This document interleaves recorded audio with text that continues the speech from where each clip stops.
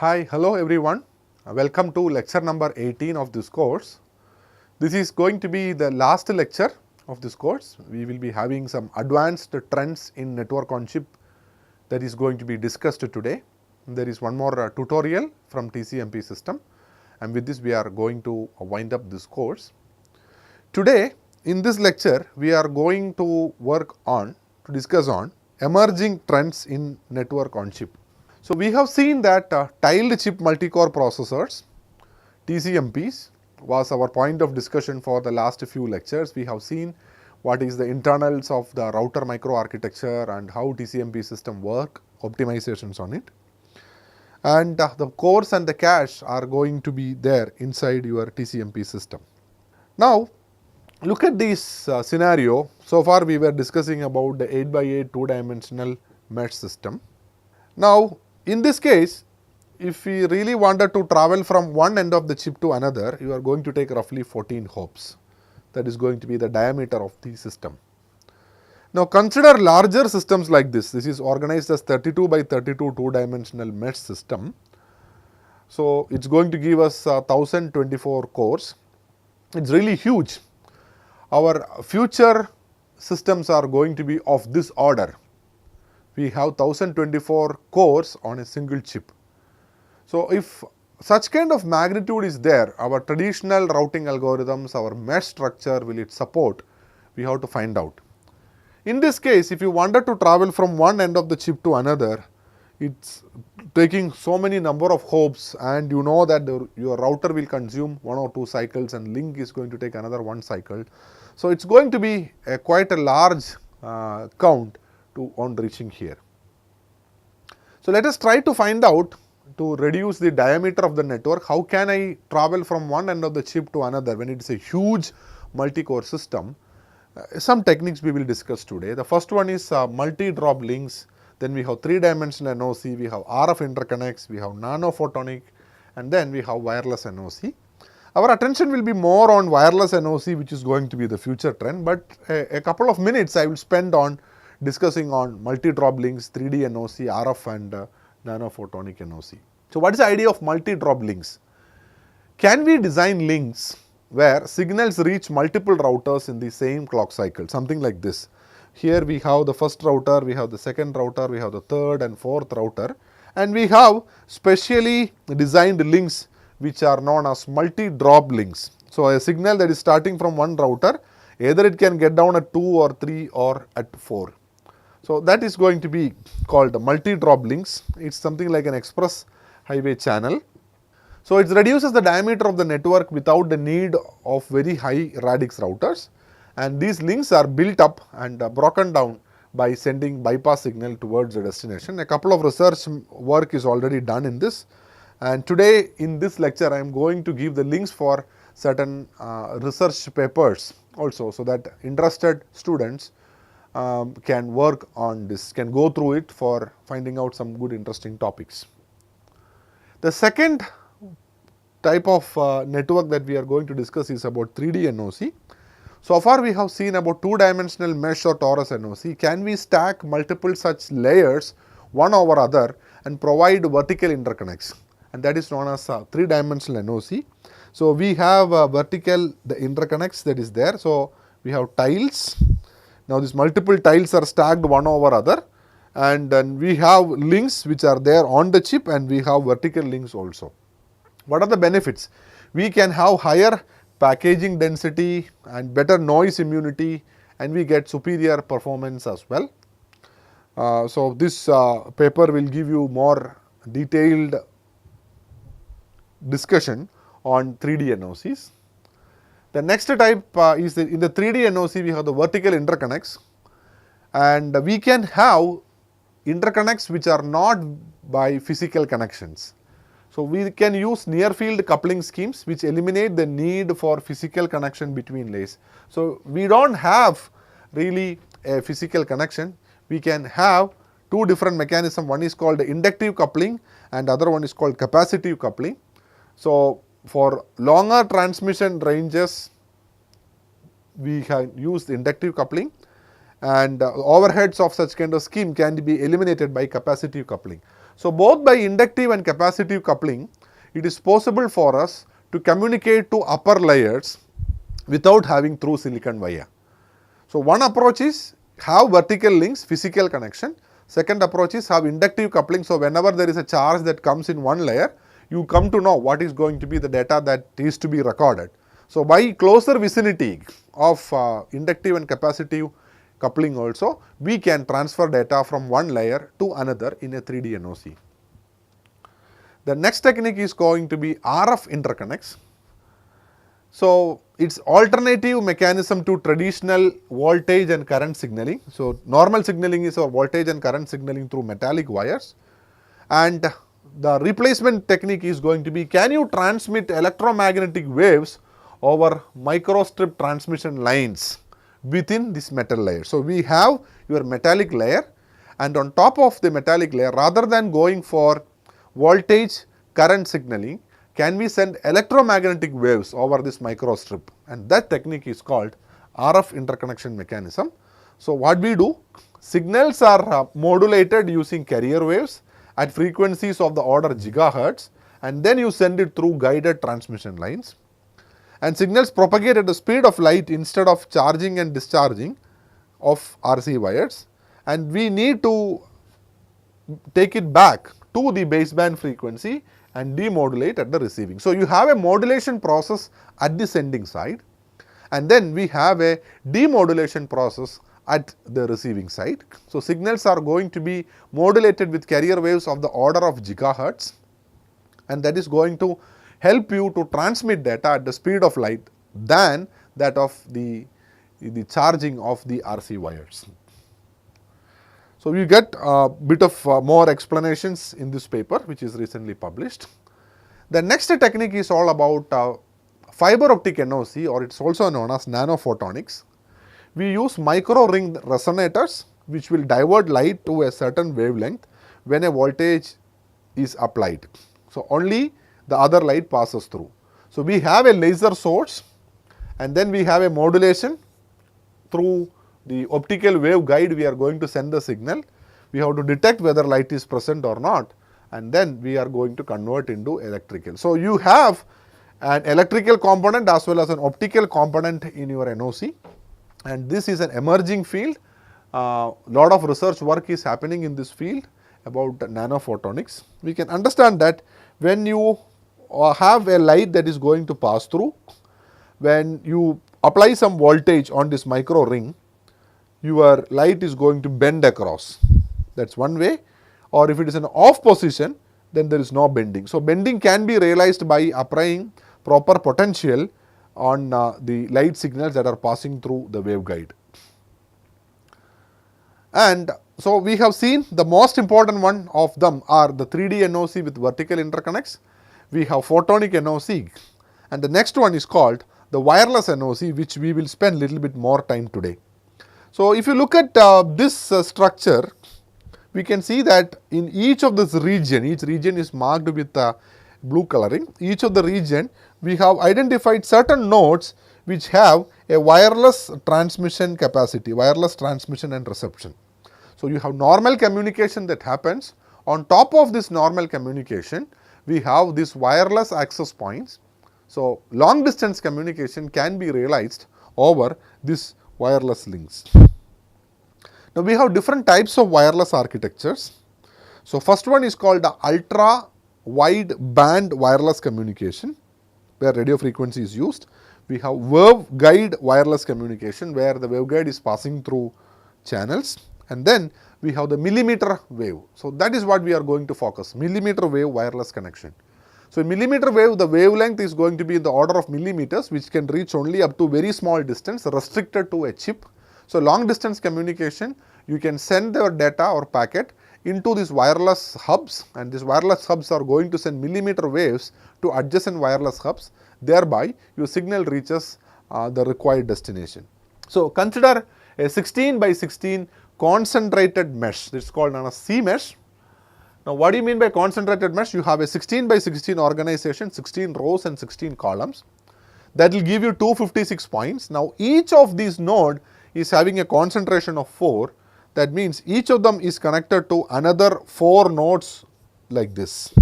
So, this is the node what we have seen, and we have 4 of the processing units connected to this router. So, we have 256 routers are there, but total of 1024 cores, that is called a concentrated mesh connection. Let us now try to understand a W cube structure. This concentrated mesh is represented as a W cube structure. So, look at this bottom corner where 16 nodes are being chosen. So, these 16 nodes form a W cube 0, and each of these 16 nodes, if you take it, we can have the numbering ranging from 0000 to 1111. So, what you see here is known as a W cube 0. Now, each W cube 0 has 16 nodes as shown like this, 00 up to 11. Whereas the red nodes indicates these are connected to computing nodes, and the black nodes, these 4 are the black nodes, and these black nodes are actually your L2 cache nodes, and this is the wireless transmitter. So, each of the W cube 0 has a wireless transmitter which is located at the center of the W cube 0. Out of the 16 nodes that are part of the W cube 0, for 12 of them will be computing nodes and 4 of them will be cache nodes. And each of the computing node, we can see that it is connected to 4 of the processors. So, this is what is known as a concentration of 4. Each of these processing cores, this is basically routers, each of these processing routers are in turn connected to 4 computing nodes. So, we have 4 of the cache locations and 4 of the computing locations. These 4 computing locations are directly connected to each of them, and we have 12 such units. So, we can see that like that the entire 16 by 16 mesh can be divided into 16 W cubes. So, this is the structure of a W cube.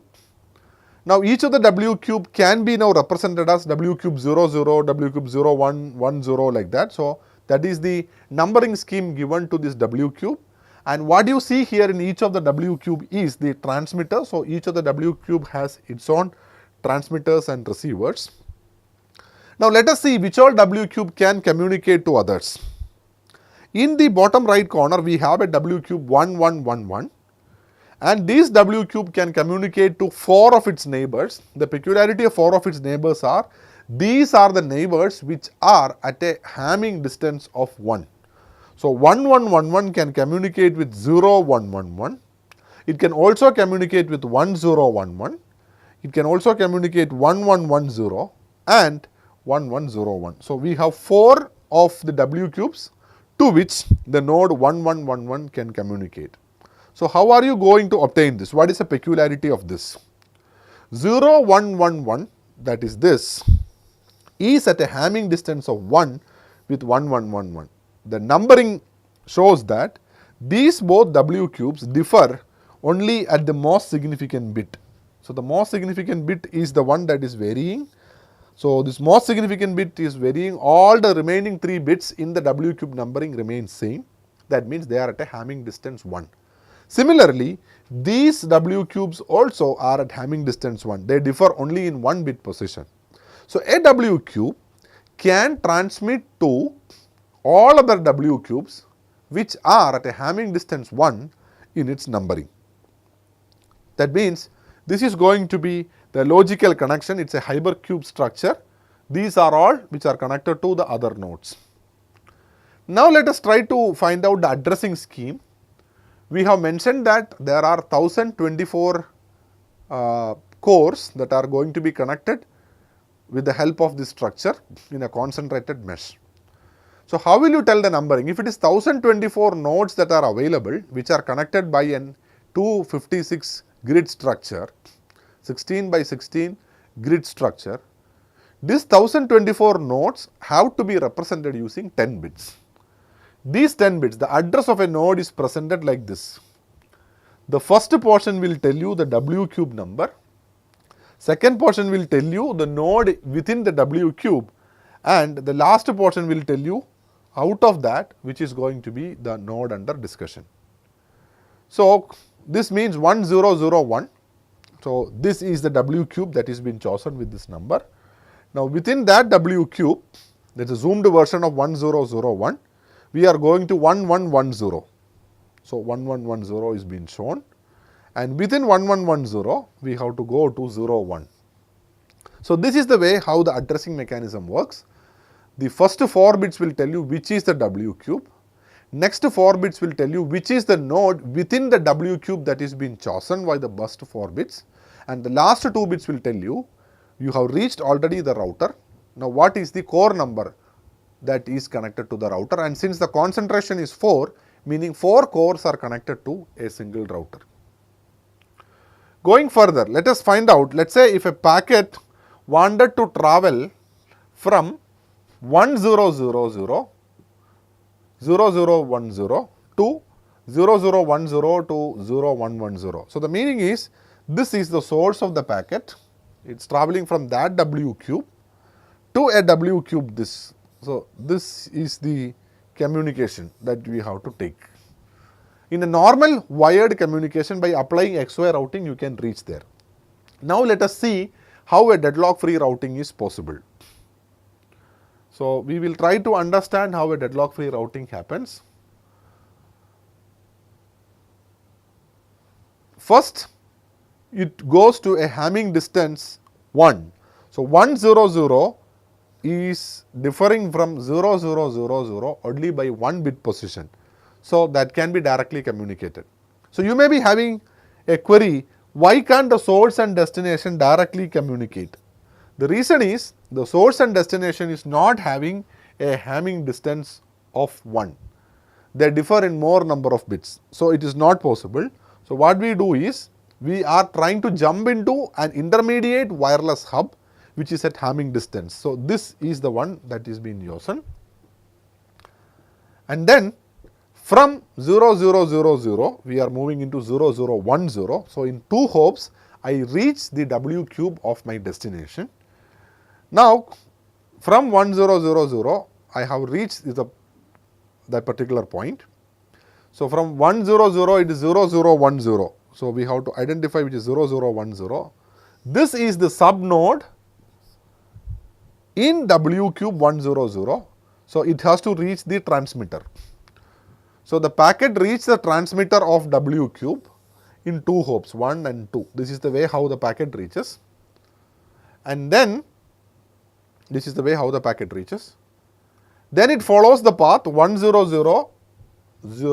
0000. That is the path, first path, hop number 1 and hop number 2. So, the packet is now at the destination, W cube. Now, we will see what happens in destination W cube. Packet has reached the transmitter of the destination W cube. Now, from the transmitter, depending upon the destination node. So, we have already reached W cube 0010. Now, from the transmitter I have to reach to 0110. So, 0110 is this. So, packet is going to move from the receiver of 0010, the packet is moving into 0110 in a single hop, because the destination is a cache node. So, the packet moves there. Now, once the packet is going to move, you are going to get the data. So, every cache miss request or reply packet reaches its destination in minimum 1 to maximum of 8 hops. So, because of this peculiar structure, whatever be the transition that happens from one end of the chip to another, it can happen at most with 8 hops, because in 2 hops you can reach this transmitter, and then you may take maximum 3 or 4 hops to reach your W cube of the destination.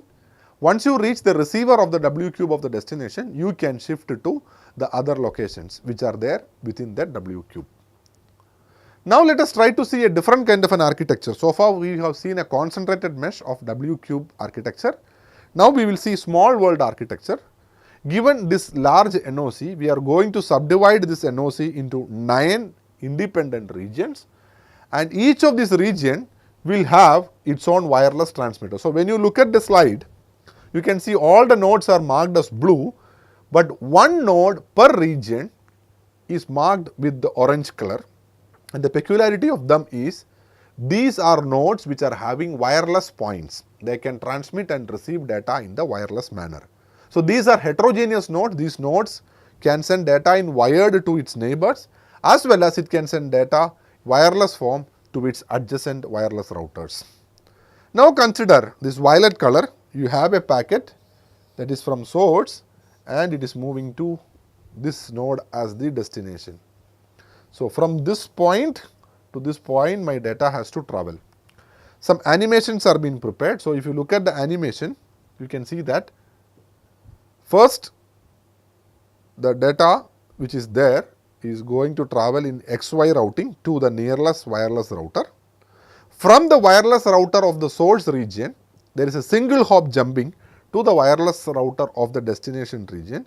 So, your packet moves like this, and from there the packet is moving to the corresponding destination. This is how in small world architecture data flows. So, you have an initial XY transition to the nearest wireless hub.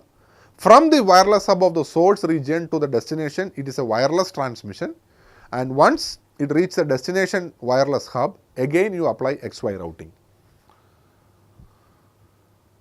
Now, it is an 8 by 8 mesh with a wireless router. This can be a scenario where router number 18, 22, 50 and 54 are marked as wireless routers. So, these routers have normally 4 of its wired neighbors, plus you have few wireless neighbors also. Now, consider the case that a packet wanted to travel from 1 to 62 in an 8 by 8 mesh NOC with 4 wireless hubs. So, packets travel from 1 to 18 in XY routing, from 18 to 54 by wireless routing, and from 54 to 62 again by XY routing.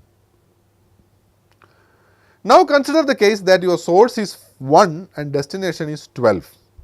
In this case, both the source and destination is relatively closer. There is no need to go through a wireless point. So, the packet will travel from 1 to 12 directly using XY routing. So, it is kind of a hybrid routing. Whether should I take a wireless routing or not? So, that is the adaptivity that is being embedded into the router's intelligence. The router should be intelligent enough to understand, should I stick on to wired routing that we have seen from 1 to 12, or should we stick on to a wireless routing that we have seen from 1 to 62. So, I would like to draw your attention to a real life example. So, IIT Guwahati is located on the banks of river Brahmaputra. So, this is the campus and it is adjacent to the Brahmaputra river, and Guwahati city is on the other side of the river, and it is being connected through the Saraigat bridge which is been shown. So, this is the path through which we have to go through the city. That is a path through which we travel via road, and here we have the bridge. So, it is a pretty long path. We do have ferry services also, where we can take a ferry such that you can cross Brahmaputra river, and that is much more time consuming. This is the way how the ferry looks like. But when too many people come to use the ferry, like say we have people coming from different regions of this north bank of Brahmaputra river, then the ferry is going to be overcrowded. We had similar scenario like this when in a wireless router, when many of them are trying to send it through wireless, the wireless hubs are going to be highly crowded. So, we get isolated points of congestion, and we need to write adaptive routing such that these isolated points of congestion are be eliminated. So, some experimental result shows that this is a result which is showing packet latency on the y axis, average packet latency, and x axis loads shows the load in the network. So, the x axis is injection rate and the y axis is average packet latency. This is a load versus latency graph. What you see in green color is the latency when it is a normal mesh NOC. We can see that as the load increases, the latency is also going to increase, and it goes to an exponential fashion. This is called a saturation point. Now, when you look at the wireless NOC, an NOC with a wireless structure, that is the blue graph, that is called YNOC NOC. we can see that since we take up the shortcut path through wireless, the latency is very low initially for very load. But as the load increases, more number of packets try to send it through the wireless node, leading to early saturation. So the takeaway is, using wireless NOC will save you latency if the load is very less.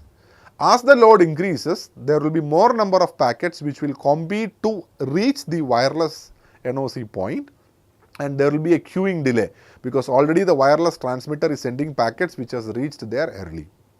This scenario is visible in the transpose, so in the case of a tornado traffic also, where you can see the initial latency is less, but it saturates very early. Adaptive routing techniques are being explored in this context. Now, let us try to see one important application of wireless NOC. One of the application is called multicasting. What do you mean by multicasting? Multicasting is the scenario in which there is one source and I have to send data to multiple destinations. So, one data has to reach multiple destinations. Can I make use of the available wireless NOC infrastructure to facilitate multicasting process a bit more faster? So, consider the scenario. Let us say we have 4 wireless access points at 18, 22, 41 and 53. It is a small world architecture. Now, these are the nodes where you see with violet color 1, 7, 31, 50, 56, 60 and 63 are the destination. A data which is starting from 8, that is a source, has to reach all these nodes which are marked with violet color. And how am I going to use? So, a packet from 8 will go into 18, and at 18 you are going to broadcast it. So, 3 messages will be created from 18. So, these 3 messages are going to reach into the appropriate wireless nodes, and you create duplicate packets from these wireless hubs such that all the packets are going to reach into the appropriate destinations. So, this wireless infrastructure helps you to broadcast and then selectively multicast once it reaches each of these quadrant. So, in applications, we need certain scenarios where a same data has to reach to multiple points, and this is very much needed in cache coherence. So, where one node will validate or invalidate the data that is located in many other nodes together.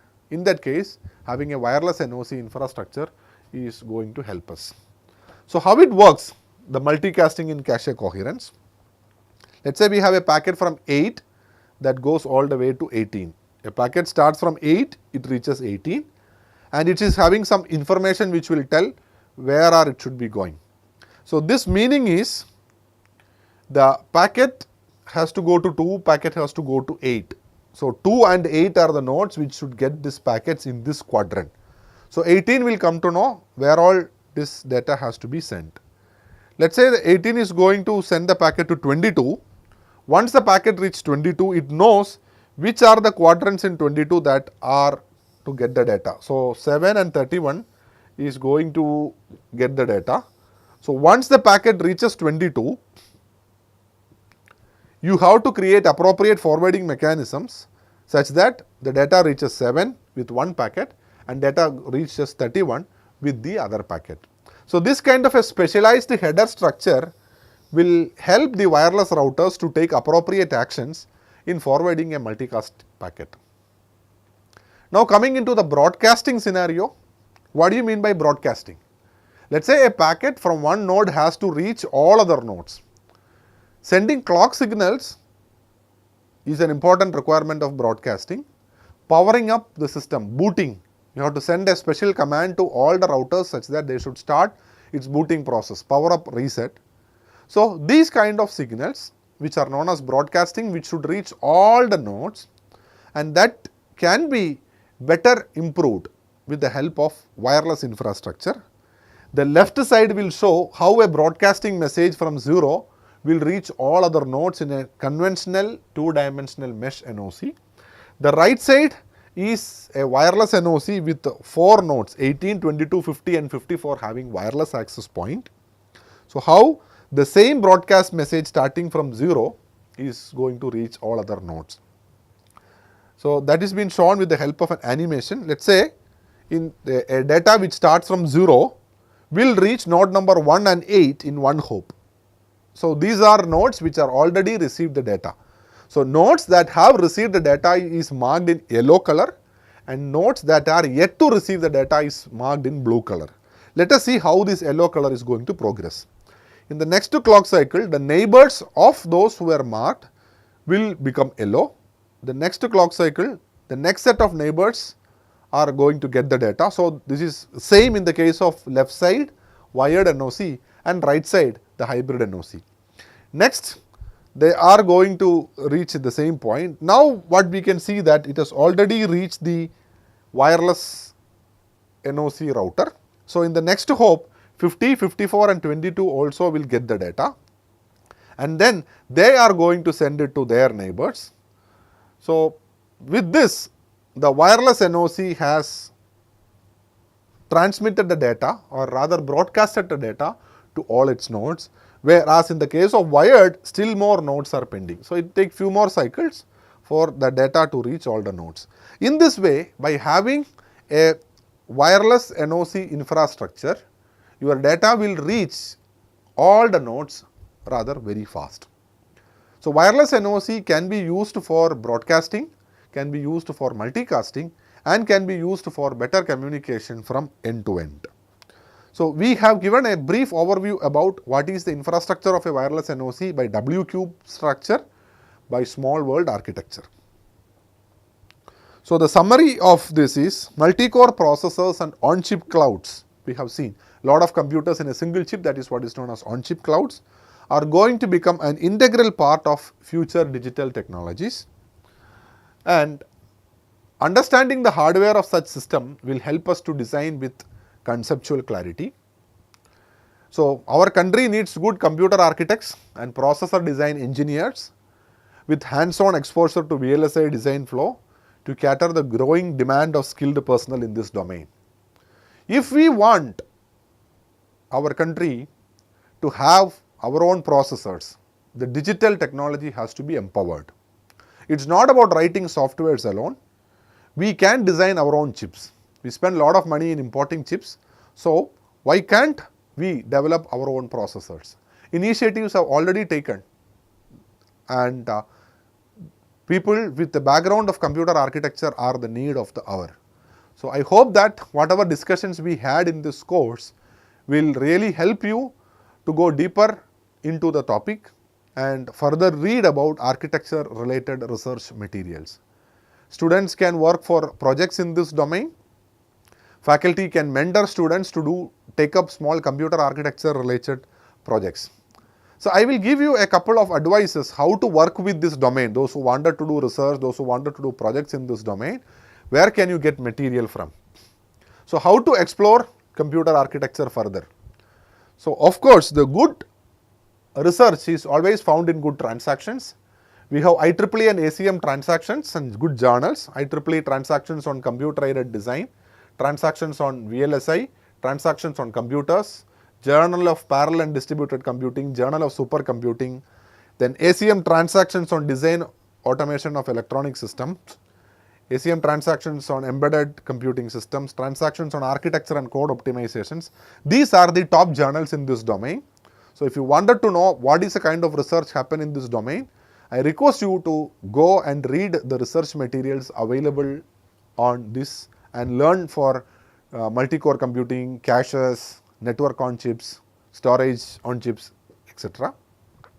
We have very good peer-reviewed conferences also in this domain. The Symposium for Computer Architecture, a very good, highly rated conference. High Performance Computer Architecture, the Micro Architecture Conference. Then we have the ASPLOS, Architectural Support for Programming Languages and Operating System. We have Parallel Architecture and Compilation Techniques, Design Automation and Test in Europe, Design Automation Conference, International Conference on Computer Aided Design. These are all well reputed conferences where research on computer architecture, multi-core computer architecture, the interconnects, caches, processors are all presented. Then specifically to network on chip, we have Network on Chip Symposium, Network on Chip Architecture Workshop. These are exclusively for NOC domain. Then we have the International Symposium on VLSI, International Conference on Computer Design, Asia South Pacific Design Automation Conference, VLSI System on Chip Conference, Great Lakes Symposium on VLSI Design. So, these are all good conferences which will give you good material. These are considered to be tier 2 conferences, and the first one is tier 1, this is tier 2. And then these conferences happen in India, High Performance Computing Conference, the VLSI Design, VDAT, the International Symposium on Electronic Design. These are all conferences within India itself. And then we need to go through the materials that is been published and remodel existing work. This is a basic step to work with architecture related projects.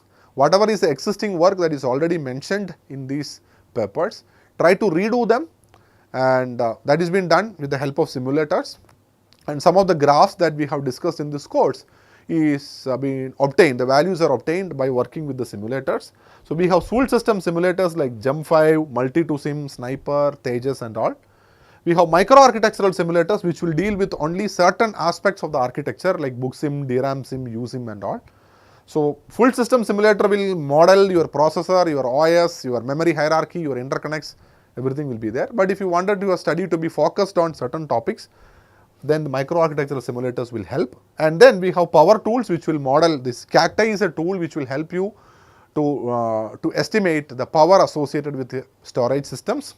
Orion will help you to find out power associated with interconnection systems. So, read research material, try to work with open source simulators, model the existing work on these simulators, try to see the numbers what they claim in these research papers are really obtaining in your experimental modeling also. And once you come up with good designs, these system simulators will give you what is approximate time, throughput, latency, speed up and all. And then whatever is the architectural change that you have proposed, we have to model in hardware description language. So, model the architecture in simulators and implement them using HDLs and verify these submodules in FPGA kits to test whatever design that you have proposed is indeed really working or not. So, with this I complete this lecture. So, we have started from the fundamentals of microprocessors. We learned a bit of pipelining, the advanced features of pipelining, what are superscalar processors. Then we looked into on-chip storages, we understood what are cache memories and then the interconnection mechanisms. We had in between a quick overview of DRAM systems. So, with this course, I have tried my level best to give an overall picture about what is multi-core computer architecture all about. So, I request majority of you to explore this domain further. There were a good number of candidates already done this registration and on a day-to-day basis working with the assignments. So, prepare well for the end exam course that is scheduled on October 7th. So, lot of questions you will get. If you are very much thorough with the assignments, that will really take you up to 30 to 40% of these questions. Go through the slides, go through the study materials. So, attending all these video lectures, surely it will be, you can score more than 70 to 80% of marks. There will be a couple of questions which will check your deeper understanding. So, overall those who have put in systematic effort, I am sure that this course is going to help you in understanding and appreciating the hardware of these machines. And students who really do well at the end of this course, I can consider a couple of them to join our research group for internships, and we welcome faculty members also to have active collaboration with the computer architecture group at IIT Guwahati. So, we look for really motivated students and faculty members to have collaborations in this field. I hope you enjoyed this course. We were planning to have more number of courses related to architecture domain in these coming semesters. So, wish you good luck. Thank you. All the best.